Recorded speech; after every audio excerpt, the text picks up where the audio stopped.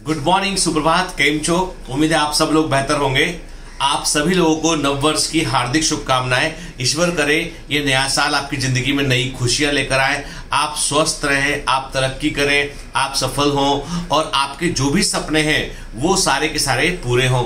इस साल को हमें जो है आपको ध्यान रखना है कि ये जो साल है 2021 ये आपके जीवन के सबसे बेहतर वर्ष में से एक होना चाहिए। इसके लिए आपको लगातार प्रयास करना पड़ेगा, आपको लगातार ये कोशिश करनी पड़ेगी, अपने ऊपर भरोसा रखना पड़ेगा कि चलिए जो हुआ वो पिछले साल का बीत गया है, जो आगे होने वाला है, जो आगे आने वाला है, उसके लिए उस पर ज्यादा हमारा बस नहीं होता है। जो हमारा बस है वो है हमारे वर्तमान पर, और वर्तमान में जो भी हम काम करेंगे उसको हम पूरी शिद्दत से करेंगे, पूरी लगन से करेंगे और पूरी ईमानदारी के साथ करेंगे। याद रखिए, कोई भी काम हो, छोटा या बड़ा कोई भी काम हो, उस काम को जब आप ईमानदारी के साथ करते हैं, पूरी शिद्दत के साथ करते हैं ना, वो काम जो है वो काम नहीं बचता, फिर वो एक प्रकार से पूजा या आराधना के समान हो जाता है। मतलब आप जो प्रे करते हैं उसके समान हो जाता है और प्रे का हमेशा बेहतर परिणाम मिलता है। तो कोई भी काम छोटा या बड़ा नहीं होता है। कोई भी काम जो है उसको आप कभी छोटा या बड़े से मत देखिए, उसको ये देखिए कि इस काम में हम कैसे वैल्यू डाल सकते हैं हमके। याद रखिए, आज जमाना है प्रोसेसिंग का, जमाना है वैल्यू इनपुट करने का जमाना है। वही एक आलू या दो आलू यदि आप सीधा बाजार से खरीद के लाते हैं 2-4 रुपए का मिल जाता है, लेकिन जब वही आलू चिप्स के फॉर्म में एक पैकेट के अंदर आता है तो उसी का दाम जो है 20-25 रुपया दाम होता है उसका। तो मतलब कीमत जो है केवल और केवल प्रोसेसिंग की होती है। तो रॉ मटेरियल जरूरी है, लेकिन प्रोसेसिंग जो है वो उससे भी जरूरी है। इसलिए अपने कोई भी काम को जो है वो सिर्फ काम मत देखिए। चाहे पढ़ रहे हैं आप या कोई आप छोटा मोटा बिजनेस भी कर रहे हैं आपके, तो ये मत सोचिए उसको कि ये छोटा है, इससे कुछ नहीं होगा। ये सोचिए कि इसमें हम क्या और बेहतर कर सकते हैं। कि जब पढ़ते हैं तो ये मत सोचिए कि हमें ये चैप्टर पूरा करने के लिए पढ़ना है। सोचिए कि हमारा बड़ा लक्ष्य, बड़े एग्जाम को क्रैक करने के लिए हम ये पढ़ रहे हैं। बहुत पहले एक रूसी साहित्यकार थे टॉल्स्टॉय, आपने नाम सुना होगा। टॉल्स्टॉय बड़े फेमस जो है वो कहानीकार थे रशिया के, और उन्होंने एक बड़ी अच्छी स्टोरी लिखी थी। उन्होंने बताया था कि एक राजा था, कि एक रशियन किंग था, राजा था, उसको बहुत सारे उसको जो है वो बड़ा प्रभावशाली, बड़ा अच्छा राजा था, बड़ा न्याय करने वाला किंग था वो।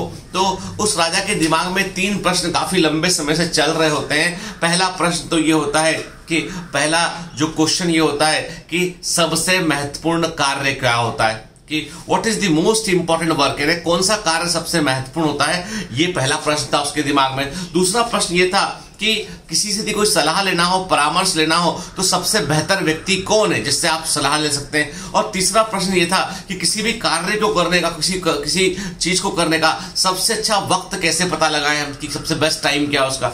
ये क्वेश्चन उसके दिमाग में कई दिन से चल रहे थे। वो तमाम लोगों से मिलता था, पूछता भी था जो ज्ञानी लोग उनसे, लेकिन उसको सेटिस्फैक्टरी आंसर कहीं मिल नहीं पा रहा था। किसी ने बताया कि भाई ऐसा है कि एक भारतीय साधु है, एक इंडियन मॉन्क है, जो रशिया से थोड़ा आप आगे कहीं जाएंगे तो वहां पे आप बस चलते चलते वहां पहुंच गए।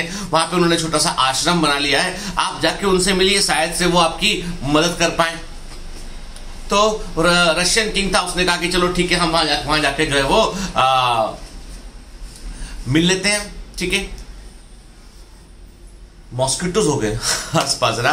तो दरअसल तो हुआ ये कि डिसाइड हो गया कि चलो भैया, रशियन आदमी किंग ने सोचा कि चलो जाके मिलते हैं, कि देखते हैं कि भारत के साधु के बारे में उनके पास कितना ज्ञान है, क्या बतलाते हैं। वो पहुंचते हैं वहां, ठीक है, देख रहे होते हैं कि भाई साधु जो है वहां पे, साधु के जो बाहर जो लोग होते हैं, जो उनके शिष्य होते हैं, बाहर देखते राजा का काफिला आ रहा था। वो बोलते भी देखो हमारे साधु महात्मा बड़े, राजा आप तो बड़े राजा हैं, पर हमारे साधु महात्मा जो है वो बड़े सीधे से आदमी हैं, वो इतना फौज वोज देख के जो है ना वो बात ही नहीं कर पाएंगे आपसे। बेहतर है कि आप जो है वो कम से कम लोग, 1 या 2 लोग जो है आप जो है वो उनसे आगे कुटिया है वहां आप मिलने पैदल चले जाएं उनसे। तो राजा ने कहा ठीक है, ये भी चलेगा, कोई दिक्कत नहीं। उनके जो अंगरक्षक थे, जो भी उनके गार्ड्स थे, वो इधर उधर हो गए डिस्ट्रीब्यूट, ताकि राजा की सुरक्षा हो सके। राजा जो है वो अकेले पैदल चल दिए। जब राजा जो है वो संत की कुटिया तक पहुंचे, उन महात्मा की कुटिया तक पहुंचे, देखा उन्होंने कुटिया में तो कोई नहीं है। पूछा भैया कहाँ गए ये, तो उन्होंने कहा वो खेत में काम करने गए हुए हैं। तो वो राजा भी खेत तरफ चल दिए। वहां जाके देखा कि वहां पे एक जो है बुजुर्ग व्यक्ति जो है वो एक कुदाल लेकर जो है कुछ गड्ढा कुछ खोद रहे हैं खेत में। तो बोलते हैं कि मैं इसमें से कुछ जड़ें निकाल रहा हूं। वो राजा को देख के बोलते हैं आप भी कुदाल ले लीजिए। अब राजा को थोड़ा अजीब लगा, लेकिन चूंकि सुन रखा था बड़े ज्ञानी आदमी है, और तो राजा कुदाल लेके आया। बोला कि भाई मेरे पास जो है आप जैसा बोल रहे हैं वैसा काम करने में तैयार हो। मेरे पास जो है वो 3 प्रश्न है, उनके मुझे उत्तर जानना है। पहला प्रश्न तो ये कि सबसे महत्वपूर्ण काम कौन सा है। दूसरा ये कि सलाह लेने के लिए सबसे बेहतर व्यक्ति कौन है। तीसरा ये है कि किसी कार्य को करने का सबसे सही वक्त क्या होता है। तो साधु ने कहा कि ठीक है, मैं आपको उसका उत्तर दूंगा, पहले आप मेरी मदद कीजिए। तो ठीक है, ये जड़ें हैं इसके अंदर, जो अंडरग्राउंड कुछ रूट्स हैं, इनको निकालने के लिए आप कुदाल चलाइए और उससे अपन निकाल लेते हैं। थोड़ा सा पेज बचाइए, आप मेरी मदद कीजिए। तो राजा ने जो है वो जो है कुछ दे। अब राजा तो राजा होता है, लेकिन उसने तब भी कहा कि भाई साधु महात्मा बोल रहे हैं अपन करते काम, तो वो अपना कुदाल से खोदने लगे। ठीक है, जब खोदते खोदते आगे गए तो उन्हें एक जो है जोर की चीख सुनाई दी खेत के पास में। तो साधु और वो राजा दोनों उस तरफ दौड़े कि क्या हो गया भाई। जाके देखा एक आदमी जो है खून से लथपथ एक आदमी है, उसके तीर लगा हुआ है, वो आदमी जो है वहां पे पड़ा हुआ है और वो तड़प रहा है। तो राजा ने साधु को देख के बोला कि भाई साधु महात्मा क्या करे इसका, ये तो मर जाएगा, इसका इलाज नहीं क्या। तो साधु महात्मा ने कहा तुमको आता है इसे बचाना। उसने राजा ने कहा मैंने तो युद्ध करता हूं, तो मुझे मालूम है कि कभी तीर लग जाए कुछ लग जाए तो किस प्रकार से उसको ट्रीट कर सकते हैं, क्योंकि हम लोगों को तो वॉर भी करने जाना पड़ता है। तो चलो ठीक है, इसे कुटिया में ले चलते हैं। राजा ने साधु ने उसे कुटिया में लेके आए। राजा ने उसकी जो सेवा की, उसका तीर निकाला और जो दवाएं लगानी थी वो लगाई उसमें, और एक प्रकार से उसकी उन्होंने जो है वो कुछ समय जो था उसको उन्होंने ब्लीडिंग को रोका उन्होंने। और वो आदमी जो है वो आदमी मरा नहीं था, वो आदमी होश में ही था, लेकिन ये कि वो बहुत गंभीर घायल था। जब थोड़ा उसने होश संभाला, जब उसका दर्द कम हुआ, तो वो राजा की ओर देख के बोला धन्यवाद राजा। राजा ने कहा कि नहीं, ये तो मेरा फर्ज था कि तुम दुखी थे तो मैं तुम्हारी हेल्प करता। तो उसने बोला नहीं साहब, ऐसा है कि मैं आपको बतला देता हूं कि मैं आपका दुश्मन हूं। मुझे मालूम चला कि आप यहाँ साधु महात्मा से मिलने आए हैं, तो मैं छिपकर आप पर वार करने के लिए मैं आगे बढ़ रहा था। तो आपके किसी अंगरक्षक ने मुझे देख लिया और उन्होंने दूर से तीर मार दिया मेरे को। और मैं बेसिकली मेनली मैं आपके प्राण लेने के लिए आया था, क्योंकि आपने मेरे भाई को मृत्यु दंड की सजा दी थी। मेरा भाई एक डाकू था जिसने कुछ निर्दोष लोगों को मार दिया था, लेकिन जब भी वो मेरा भाई था उसने आपसे बहुत अनुनय विनय किया, लेकिन उसके बावजूद आपने उसको मृत्यु दंड दे दिया। तो मैं बदले की भावना में जल रहा था, तो मैं वो बदला लेने आपसे आया था। लेकिन ऐसा हुआ कि आपके अंगरक्षक ने मुझे तीर मार दिया, और उसके बाद आप इतने दयालु हैं कि आपने मुझे उठाया, आपने मेरा पूरा इलाज किया, आपने मेरे प्राण बचाए हैं। तो अब आप मुझे सजा दीजिए या आपने माफ कर दीजिए, अपने साथ रखिए, जेल में डाल दीजिए, जैसा करना वैसा आप कर लीजिए, मैं आपके शरण में हूं राजा। ठीक है, राजा साधु की ओर देखता है, महात्मा की ओर देखता है, और फिर महात्मा बोलते हैं कि तुम उस व्यक्ति से कहते तुम आराम करो, तुम घायल हो, तुम आराम करो। राजा को लेके बाहर निकलते हैं। कुछ सीखे राजा। राजा बोलता है कि नहीं, तुमने इतनी बड़ी घटना देखी, इससे तुमको तुम्हारे तीनों प्रश्नों के उत्तर नहीं मिले क्या। राजा बोला मैं सोच नहीं पा रहा हूं। तो तुमने कहा कि देखो, जब तुम मेरे खेत में आए तो मैंने तुमसे क्या कहा, मैंने कहा कुदाल उठाओ और जो है खेत में जोतना शुरू कर दो, खोदना शुरू कर दो। इसका मतलब यह था कि आपके सामने जो भी काम ठीक सामने है वो ही सबसे महत्वपूर्ण काम है। जो भी काम आपके ठीक सामने है वही सबसे महत्वपूर्ण काम है। दूसरा, परामर्श देने के लिए सबसे सही व्यक्ति कौन है। परामर्श देने के लिए सबसे सही व्यक्ति वही है जो ठीक आपके साथ रहता है और आपके समीप है, वही सबसे बेस्ट व्यक्ति है। क्योंकि दूर का व्यक्ति आपको नहीं समझ पाएगा, वो अपने विचारों से आपको राय देगा, लेकिन जो समीप का व्यक्ति वो आपकी पूरी मनोदशा को समझता है, तो वो आपके साथ आपको सीधा सही राय देगा। जब आपने पूछा कि आदमी घायल है, क्या मैं करूं, तो मैंने कहा कि आप क्या कर सकते हो, क्या आप इसका इलाज कर सकते हो। आपने कहा मैं इलाज कर सकता हूं। मैंने कहा कुटिया ले आओ, आप कुटिया ले आए। तो सबसे समीप में ही आपके था, जिसके चलते जो है आपको जो है वो सही सलाह समय पर मिल पाई और उन परिस्थितियों में मिल पाई जो रियलिस्टिक थी, वास्तविक थी।